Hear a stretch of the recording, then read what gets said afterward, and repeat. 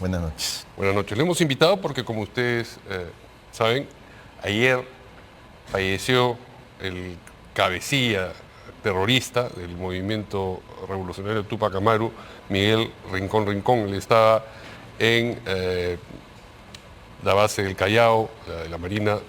La base naval. La base naval, por supuesto. Allí es donde está purgando prisión. Tenía una condena de 32 años. Pero un cáncer en fase 4 finalmente acabó arrastrándolo a la muerte. Muy bien, pero nos sirve esta circunstancia para conversar sobre lo que fue, digamos, este cabecilla terrorista y lo que puede quedar todavía de lo que en un momento fue el movimiento revolucionario Túpac Amaru. Miguel Rincón Rincón tuvo una formación comunista clásica, es decir, fue una persona que de joven viajó a la Unión Soviética y a Cuba. Efectivamente, y desde joven, ¿eh? ¿Y militó en algún partido antes del MRTA? Hay informes de él desde el año 65, de la guerrilla del 65 ya, donde tenía participación en algunos movimientos. Pero movimientos... realmente joven, en el 65. Por supuesto. Y él se integra más o menos al MRTA. 15 años tenía. Ya en los años 83, 84. Pero en el arco de tiempo intermedio, ¿no forma parte de ningún partido político? Sí, incluso él ha intentado postular en esos años, por ejemplo, para ser representante. ¿En la Constituyente? Sí, también participó, creo que con UDP. En UDP. UDP Sí. era una alianza, Unión Democrática Popular, había bastantes organizaciones políticas. Así es, pero vida activa política él tuvo más o menos desde el año 65. Ya ha continuado igualmente viajando, saliendo del país, también viajando en el interior del país, fortaleciendo algunos sectores, movimientos de esa tendencia, hasta que en el año 80 oficialmente le aparece como militante del MRTA. Y desde ese momento se sabía que tenía, digamos, una posición alta en la estructura del partido.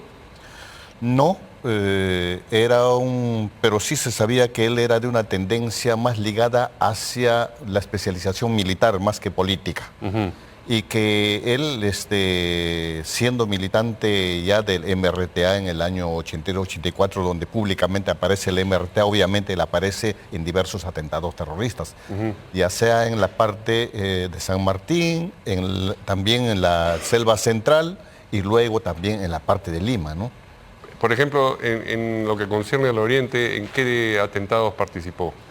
Me parece que él ha participado en unas tomas en la parte de Tocache, por ejemplo, Tocache, San Martín, en esos diversos pueblos, en el tema de concientización de masas, movimientos, entrenamientos a grupos seleccionados, porque ellos capacitaban y luego enviaban a Lima.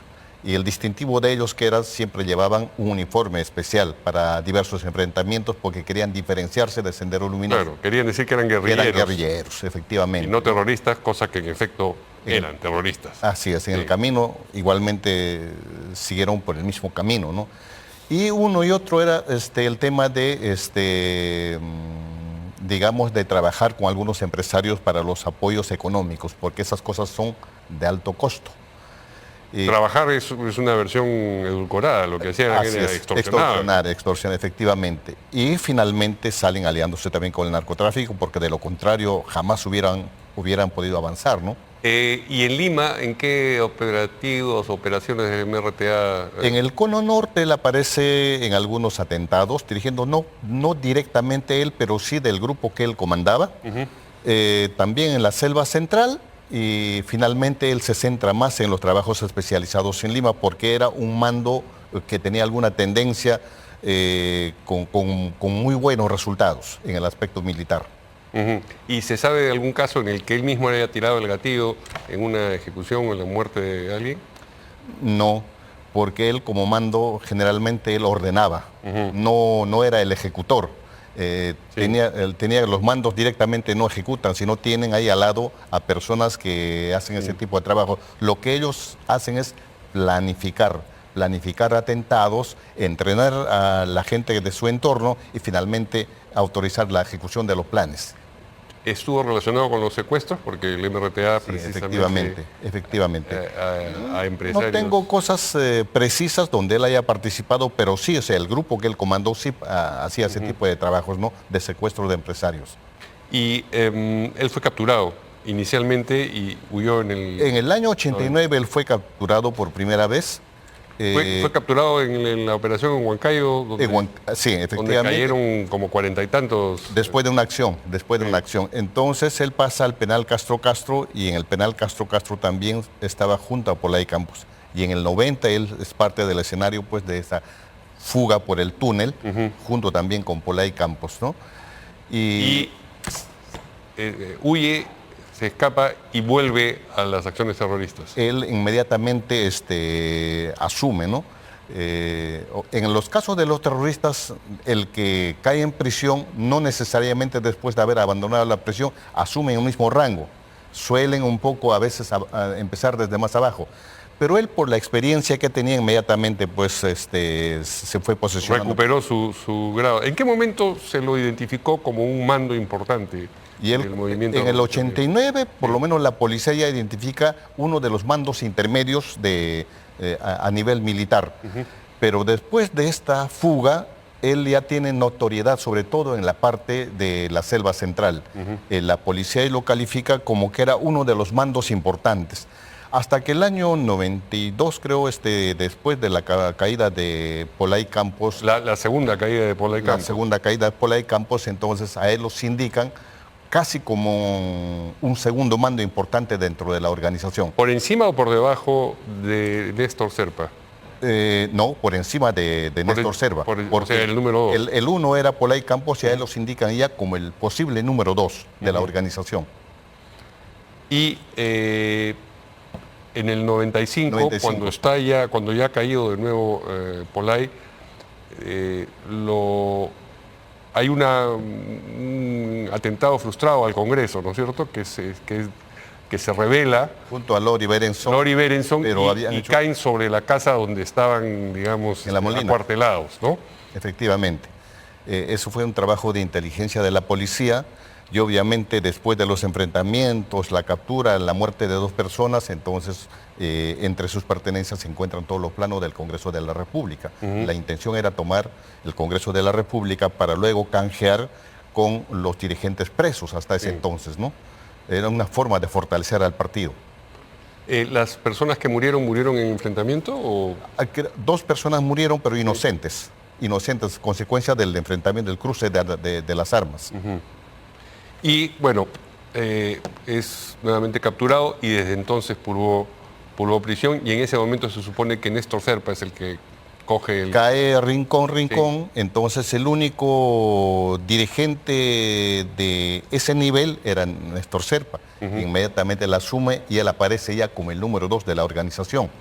Y él hace pues el último plan casi suicida de la toma de la Embajada de Japón, él es el que planifica junto a otros pocos, ¿no? Esa fue la última acción del MRTA, porque después de esa acción y la muerte de Néstor Serpa y los demás, prácticamente desaparece de la escena política el MRTA. En el camino han intentado, sobre todo en la parte de San Martín, un poco reorganizarse, pero después se supo que gran parte de los que participaron, sobre todo como mandos militares, ya aparecen en organizaciones criminales hasta ahora, ¿no? Sobre todo en el lado... Es decir, la carga ideológica se dejaron de lado y pasaron ya a las extorsiones, sobre todo en la parte inicialmente de construcción civil. No tengo, digamos, confirmado, pero se presume que en gran parte de las extorsiones estén participando ellos, en el caso de Lima. En su momento de mayor expansión, digamos, ¿con cuántos militantes se calcula que contaba el MRTA? Es bien difícil eso, es bien difícil, ¿no? Incluso en el caso de Sendero Luminoso, ¿no? Pero sí era bastante considerable, ¿no? ¿Hombres en armas tampoco se puede calcular cuántos había? No me atrevería a calcular, no, pero sí ellos tenían bastante apoyo logístico. A comparación de Sendero Luminoso inicialmente, incluso a nivel económico, ellos tenían mayor manejo económico, ¿no? Hacían mejor movilización a comparación de la gente de Sendero Luminoso. Y lo otro, el apoyo exterior. Era mejor que en el caso de Sendero Luminoso. Recibían apoyo de, digamos, organizaciones que operaban en Colombia, De Cuba. Y de Cuba, De Cuba, fundamentalmente. sí, efectivamente, básicamente, ¿no? ¿Eso se demostró con documentos, digamos? ¿O De solamente acuerdo una a las presunción? investigaciones que ha hecho la policía especializada, obviamente que sí. Bueno, y entonces, tras la toma de la residencia del embajador de Japón y el develamiento de ese acto criminal, el MRTA queda reducido a cenizas en ese mismo momento. Efectivamente. Ya estaba golpeado, ciertamente. Ya estaba bastante golpeado, porque obviamente el último líder de peso de la línea de mando era Serpa, y después de la eliminación de Serpa era imposible que alguien asuma con el mismo nivel. Por ahí intentaron un poco recuperarse, pero obviamente tampoco ya tenían esa preparación ideológica. ¿En qué se manifestó este intento de recuperación? Que trataron de reorganizar nuevamente en pequeños grupos, pero no era... ¿Pero digamos, qué inteligencia los detectó o hubo algún tipo de acto? Detectó inteligencia, pero también informes de algunos colaboradores de la policía, ¿no? Pero después de algunos años se detectó que efectivamente estaban participando en actos criminales, ¿no? Tanto en Lima, en Callao, porque por ahí empiezan, y también en algunas zonas del interior del país. Y capturados que fueron, Polay y Rincón Rincón, no tuvieron una actitud como la de Guzmán, de firmar un acta de rendición prácticamente.